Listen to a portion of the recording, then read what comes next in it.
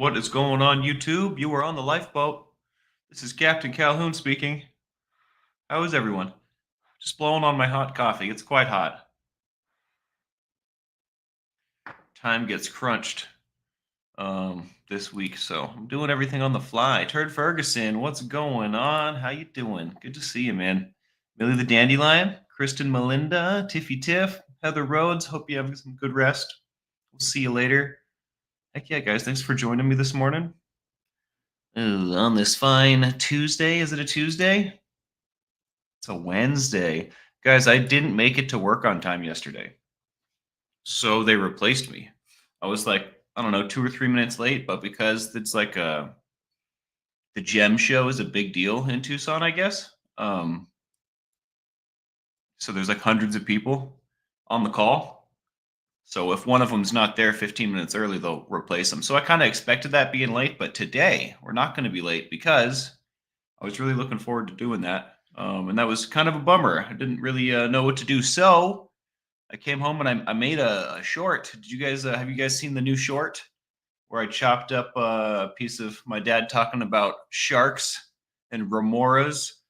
I thought that was pretty neat. Finally got around to playing with the video editing software. I realize all of the shorts on this channel were just made using the YouTube app, and that's not what I did. So I wonder what we could do. We could probably make some pretty fun, creative stuff. Looking forward to playing with that some more. Tommy Bird, good morning. Jen Neen, Happy Phantom, hello, hello. Bobby Jeans, top of the morning. Yeah, guys. Today, I'm going to be on time to work, and I'm not going to be late. It's going to be great. Make some friends, and and I'm not going to be afraid to talk about recovery. It's funny. I was talking to one of the guys on Monday that I was working with. When I ended up bumping into him yesterday, I'll get to that though.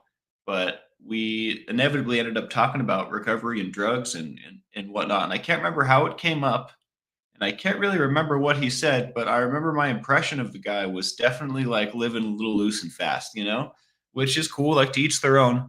But I don't think that he's the kind of person that wants to listen to me talk about recovery. You know what I mean? So I definitely wasn't trying to serenade him with that. But I will say it came up again today, not today, yesterday, because both of us were late. And so there was another call across the street, and it was like starting a half hour later. And so basically the person that took my position because I was late got there on time, not scheduled. And they call that standby, right? So he's hoping that someone doesn't show up like me so they can take my position. So we went and did that next door to try and get a job for the day. And didn't happen, but we ended up hanging out for like, I don't know, 30 minutes, kind of chopping it up. And he asked me what else I did. I told him that I have a spot on a recovery channel on YouTube. And he wasn't very interested in talking about that, but I thought it was curious to just like where people are at on their journeys. You know what I mean? Um, it was just an interesting thing to watch. Like we were very engaged in conversation and what we had to say, and that topic was not one that he was obviously not one he was interested in talking about. You know what I mean? And it's not like I was trying to talk to him about it, but when it came up naturally, the whole vibe shifted. You feel me? And I just thought that was just very curious. It's really easy if you pay attention to tell where someone's at. Sometimes, you know what I mean? Um, yeah. Terminally observant. That's what I call myself. I'm observing so much it might kill me. And it's no big deal, Kristen. Thanks for the condolences, but I'm the architect of my own misfortune. I wanted to say insecurity, which I am also the architect of my own insecurity, but I'm not feeling very insecure at the moment. Aquarius, yeah, what's going on? Like it made him feel uncomfortable? I don't know. That I'm not sure. I don't know what the response was, but it was a shift, right? It was like when you're standing in the ocean and the tide pulls back out, right? It's constantly coming in and out. It was a shift for sure. So I don't know. Maybe he's just like not living that life.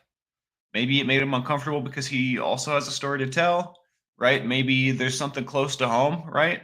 In fact, now that I'm thinking about it, him and I had talked about that 2 days ago when we were working together, and I think he's got some family stuff tied up. So maybe he was just, taking a trip down memory lane, but it was just curious to see and feel the whole thing shift, right? The vibe, the conversation. And it's not like we recovered quickly, right? We started talking about something else. But that being said, it was just curious to watch. Drugs and alcohol and other related issues have touched the lives of many, you know what I mean? Not just people we bump into in our support group, right? But people we bump into in the real world. Um, and I'm remembering more as I'm waking up right now what his story was, at least what he told, the part of it that he told me. And I'm not going to share it with you because it's not my story to tell. But very curious stuff.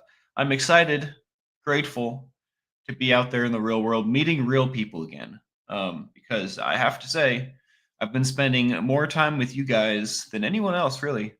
And that's probably not even doing it justice. I don't spend time with other people. I spend time with my dad, and my cousins and my family a little bit, but that's pretty much it. I pretty much just hang out with myself and just working on me. Trying to make sure that I'm good, trying to get to where I want to be, which is, I think an honorable endeavor. That's definitely what I want to be doing. Um, but it's nice to be out there meeting people again. It's nice to be out there. Um, Showing myself off, I guess. Not that I'm out there strutting or anything, but you spend all this time working on yourself. What's the point if without recognition? Do you guys get that feeling as well? When I say that, it feels a little self-centered and egotistical, doesn't it? But at the same time, validation and recognition are something that make one feel good. And I wonder what their importance beyond that is. That might be a worthwhile episode all in itself. Validation and what was the other thing I said? Recognition. Annika, what's going on? It's been a long time. What am I doing up so early? Well, let me tell you. I've been working with the union this week as well, and the call is extra early. It usually isn't so early when I work with them, but this is like the super busy time, so I'm not going to pick and choose. I'm just going to take the work that they give because sometimes there's no work, right? So I got to do my morning boat before I go to my morning job. Um, so that's why we probably won't do a full episode. I've been shooting for like a half hour since I've been sick or whatever. Obviously, I want to be doing an hour again, but I'm working towards that. As long as we can get hyped, get our heads in the game, you know what I mean? Talk about get our brain working in the ways that we want it to be in the morning. That's the goal, right? That's the morning show goal. And I know I guess that's the goal for me. For a lot of you, this is not the morning. So I appreciate you being here anyways. I'm glad that this benefits you in some way or another.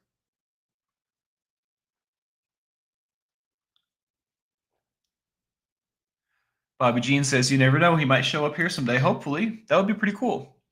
He seemed like he was doing great. He seemed like he was doing all right. I will say though, and it might just be my chosen vocation, right? And it also just might be like the kind of people that you end up bumping into in that kind of vocation. But money problems abound. Everybody seems to be in a bad position financially. And I'm not in a great position, right? But I don't think that I'm hurting. I mean, I'm working with the union to hurt less, right? But everyone that I talk to, the general consensus is that none of us have money, and we're all struggling to pay our bills and eat food. So I wonder if that's going to change. Hopefully, prices come down. Um, yeah. I wonder what it would be like to not have the support of my family, dudes and dudettes. I think that would be an entirely different ball game, you know. And I think a lot of these people that I'm talking to, that's where they're at. They don't have the support of their family, at least not in the sense that I do. Very grateful for my family today, for my dad. Shout out to the Admiral, my friggin' hero. Katie did. Hello, hello. Let's get some ones up for anyone out there struggling, anyone out there that needs a little extra love, a little extra help, maybe just some hugs. Because there's definitely someone out there with a little less. Doubtless. Wanna love. Hello, hello. Thank you for saying this. Wanna Love says, "Be proud of yourself. You're the only one that knows how far you've come. I'm proud of you." Well, thank you. I'm proud of me too. My dad tells me he's proud of me all the time. And that I mean, I only say that to say, like, feels good. It definitely feels good, and I definitely need to be told because I don't those closest to you see the change before you do every time. It's a concept we used to talk about a lot in AA. Your friends are going to notice the shift in you before you notice the shift in you. Because we're all working, right? We're all working on ourselves pretty consistently. Marathon, not a race kind of deal. So there's going to be change, right? We are being effective. As long as we're consistent, we're doing our best. That's really all it takes. There's lots of details, right? There's this tool, there's that tool. I can call a friend. I can, be a part of the support group. I can, I should be journaling. There's lots of things and details. But if I'm, moving closer to love, I'm doing my best. I'm being consistent about it, and some consistent-ish even. We're gonna affect change in our own lives. We're gonna affect change where we want to, right? So I try not to get caught up too much. Kristen says, for any new folks, the ones are a way of expressing positive thoughts, prayers, or support to those in need. It's the way we break down divisive language into non divisive language. Kind of like what we've been doing with Mr. William White's medical journals. He's a very big word using kind of person. But I think what he has to say in his medical journals are sometimes very, very thought provoking and useful. So we've been reading a little bit from the journals and breaking it down into language that we can all understand. At least doing my best. I guess I don't claim to have been successful, but I think it's been all right. We might do some of that here in just a bit. Roberta, hello, hello. Thank you for saying this. I feel really good. I feel like confidence is coming back. Looking people in the eyes isn't so difficult anymore. It's interesting. Self-worth and eye contact have a definite relationship, and I'm not entirely sure what it is, but they are related. Wanna Love says surgery Monday, taking nothing for pain. I'm very proud of that. I'm very proud of you too. I'm wishing upon you swift healing, um, and maintaining of the serenity. You seem to be right there in a serene place, but yeah, surgery's never fun. I have to say, like, if knowing a surgery is coming, it's always a stressor for me knowing that I'm going to have to take some sort of drugs, or at least make a choice, right? Whether or not I'm going to be taking painkillers. Um, so I'm proud of you, Juana. I tell you what. Annika says, apparently, I'm in the regular poor tax bracket now instead of the dirt poor tax bracket. Hey, we're moving up. I was in, so I keep getting screwed financially. Lamau. Gotta love the government. The government is definitely looking out for its own self-interests. And somewhere along the way, they shifted roles. They've been getting bigger and bigger and bigger since their inception. And I don't know. I'm of the opinion that maybe I'm not trying to quote. It's just gonna come out kind of like that one guy's words, but I don't have his words. I think the tree of liberty needs to be like washed now and again. And when I say washed, I mean completely uprooted, replanted, and like loved again and grown from scratch, right? I think the system itself, no matter how intelligent, no matter how many checks and balances, no matter how, I don't know, well intentioned it was founded, I think eventually people find out how to exploit and corrupt, right? I think that's just a part of human nature. It's our darkness, right? Which on this channel, we're often dealing with our darkness, sifting through it to find the light and find out how we can be in a different way, right? Well, those of us that aren't invested in that kind of life will learn how to exploit and take advantage of situations given enough time. It's just a matter of time. So I think that no matter what system we have, I think it needs to be redone now and again. Now, that doesn't need to be a violent thing. I think the same way we all come together and agree on a constitution, when I say we all come together, our ancestors came together and like decided on some stuff, right? We could do that too. We just, I think we need to come together and agree that maybe Maybe we let things get a little corrupt and then we start over, right? I think that that's a nice placeholder solution. Obviously, it's not going to work forever, right? But what we have now isn't working forever. It worked for a little while. That's my opinion. That's my opinion. The Scoville brand in no way endorses my statements.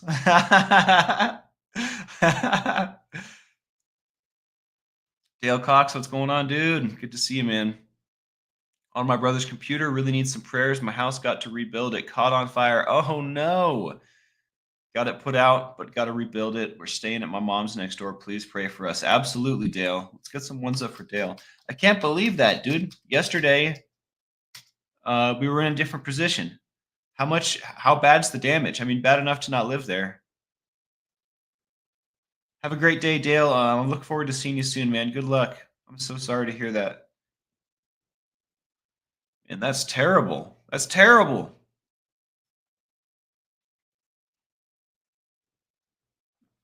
Fire is swift, and fire is something that's not really meant to be controlled, I don't think. It's an element of change. As a fire dancer, I play with fire a lot, right? But it can very, very quickly become completely out of control. It's definitely not something, I don't know. I was going to say to play with. I play with it all the time. That's absolutely terrifying, dude. It's bad. All my grow, really everything is gone. Oh no, Dale, I'm so sorry, dude. That's so terrible. I wonder what the cause was.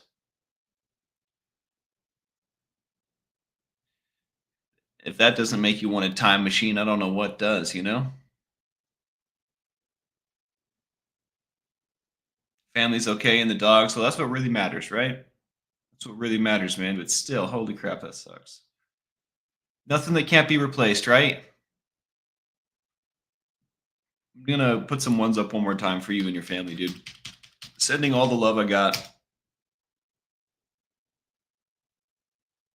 Man,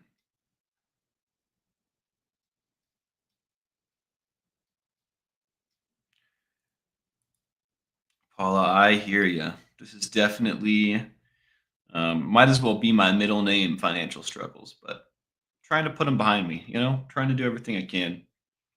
Often it's circumstances and not, we can only do so much, right? We can only do our best. Often circumstances are going to dictate exactly how things pan out, which is unfortunate. And again, I'm not trying to take away from my free will and the power of my own two hands, but I mean, I still have to operate within the confines of the environment I'm placed in, or like within the situation that I'm in, right? I can't just break the fourth wall, fold reality, and be in a different place all of a sudden. I have to move through the world of physicality. So sometimes things are slow. Sometimes things are not completely in my control. In fact, often they're not. But that's all right. We do what we can. We have control over enough. We have control over ourselves, what we do, how we move, how we think, maybe not how we feel.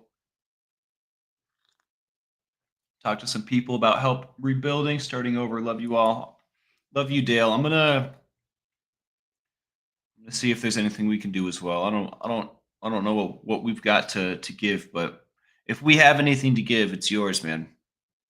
Come hang out tomorrow and let us know what's going on if you have time. I know things are probably going to get hectic for you, but much love, Dale. Wanda Love says any good is worth working hard for. I agree, and nothing good came easy, in my opinion. Nothing real good.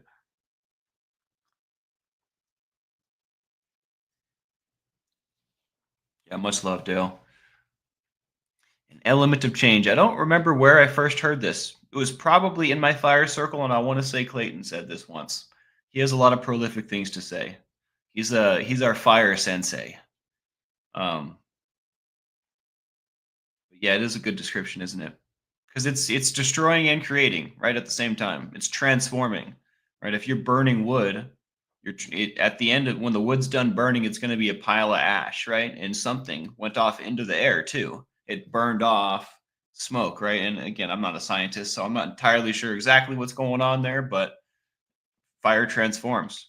And if you think about it like a layer deeper, maybe not so physical, maybe just a little thoughtful, or I don't know what the right word is, like spiritual.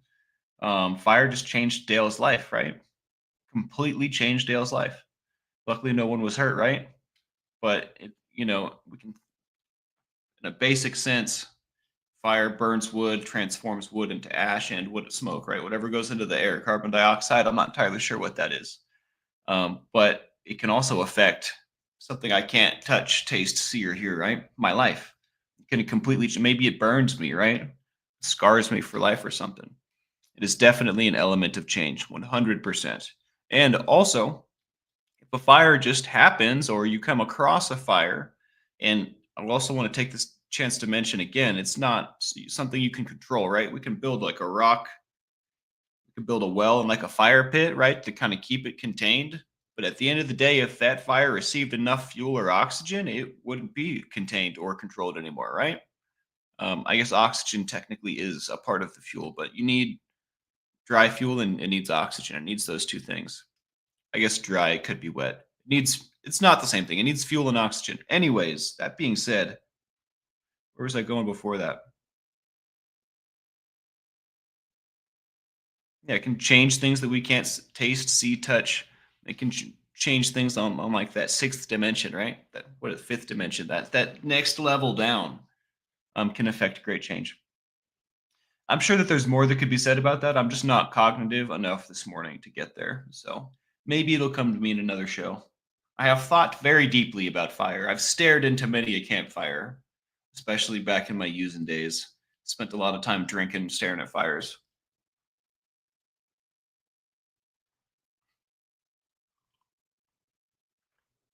Well, maybe some William White before I go eat some food and get ready. Speaking of, I'm gonna send a text to my dad real quick, just to make sure we're on the same page. Yesterday, it was completely my fault that I was late. My dad was here early and everything. So I just want to make sure he knows that I know, that he knows that I know, that he knows that I know that I got to be faster today.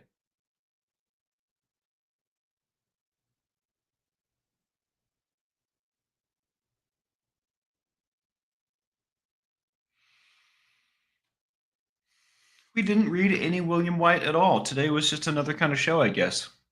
We still have time though. Let me see if I can find a digestible portion of this. We were in the section, does the use of prescribed psychoactive drugs disqualify one from the status of recovery? Basically, it's the question of if harm reduction constitutes sobriety or not, right? Or negates it, I guess. Pardon me, medical assisted treatment was what I was trying to say, not harm reduction. A problem that arises from recovery definitions. We read that yesterday. Let's go into the middle of this. There's a deep anti medication bias. We read that.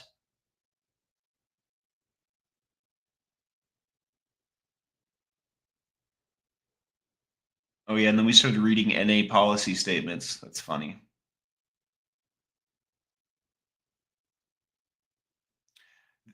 Here, this seems interesting. Check this out.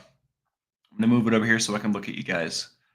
The influence of prescribed psychoactive drugs on an individual's recovery status is best evaluated not in terms of its presence, right? Not in terms of whether or not the prescribed psychoactive drugs are in my life or not, but in the terms of the motivations for the use of that medication and its effects, right?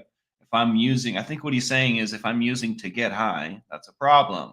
If I'm using these prescribed medical drugs because they make me well, right? Because I need to for my health, or for a number of reasons that aren't for a head change, right? Aren't to escape, aren't to cover up and not deal with what I need to deal with, right?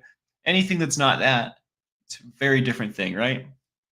So he's saying judge it in the terms of the motivations for the use of the medication and its effects.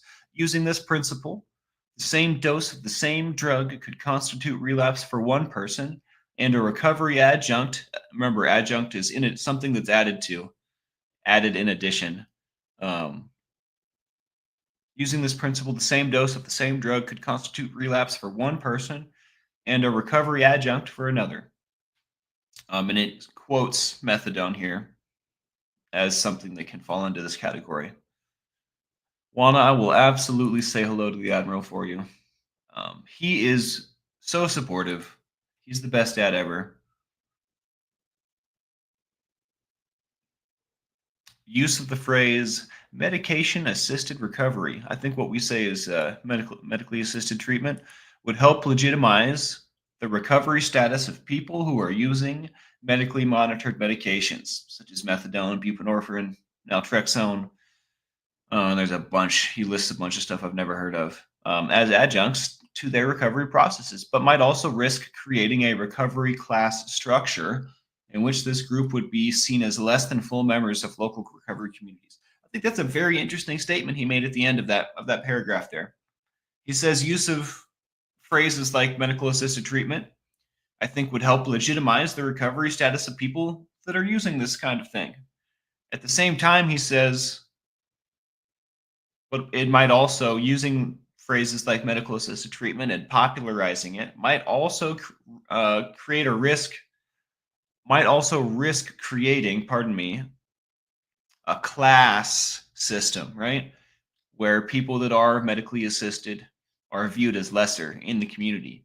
I think that's a very interesting observation that he makes. I think that if history is to be researched at all, I think this is totally probable. I've never thought about that, right? Obviously, I think that in AA and NA, it's already this way, right? Obviously. I think that's how those people treat people on, that's why people don't go there that are medically assisted, right? Or they're medically assisted, they go there. Anyways, the NA and AA are not about it, right? So I think this is already kind of manifesting in that realm. But for us, I think we should definitely just pedal to the metal, continue to popularize this phrase. I think eventually that caste system will have to mellow out. There will have to be some other stimulus to change it or whatever, but I don't think it can be that way forever, right? I don't think we're going to start having medical assisted bathrooms. You know what I mean? I It's good to note though. It's a very interesting observation. Tommy agrees, I think. Tommy agrees. I never really thought about mushrooms as a prescribed medication before. Interesting. Is someone mentioned that, or is that one of those words I didn't understand?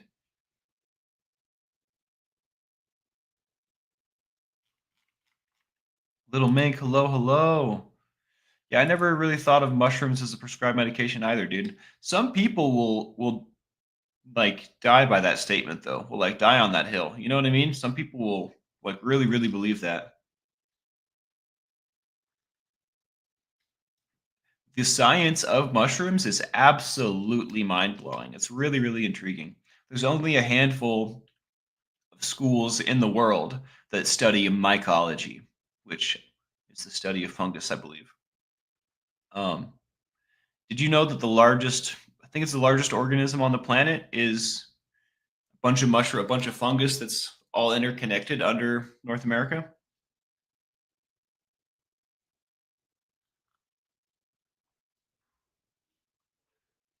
10 minutes. All right. Let's not waste it. Let's not waste today. Honestly, when you go, Millie, I'm probably going to go too. Um, got about 15 minutes to get what I need to together, and that's not enough. So maybe I should actually just go right now. Hit that like, subscribe, the bell for notifications if you like what we do here. It makes a big difference. Thanks for showing up, hanging out with me. Hopefully, you guys have the bestest days ever. I am definitely going to be on time to work, and hopefully they're done rolling carpet by the time I get there because I'd like to do other things. That being said, I also need to remind my dad to bring some tools for me. Much love, everybody. Shout out to the crew, the mods, anyone new. You guys are the best. We'll see you in the morning. Today's Wednesday. I probably need to decide about the Calhoun's Corner. And I wanted to say, yesterday I was thinking about it, and I wanted to just say we'll do it on the weekends, but that's not good enough. I need to figure out how to do. I still haven't successfully done the job and this week.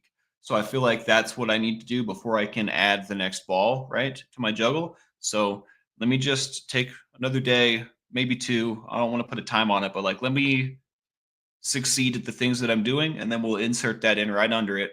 So just give me another couple days and I'll have a schedule for you. All right. Much love. Have a great day, folks. This has been The Lifeboat with Captain Calhoun. Recovery in the morning, baby. Have a good one.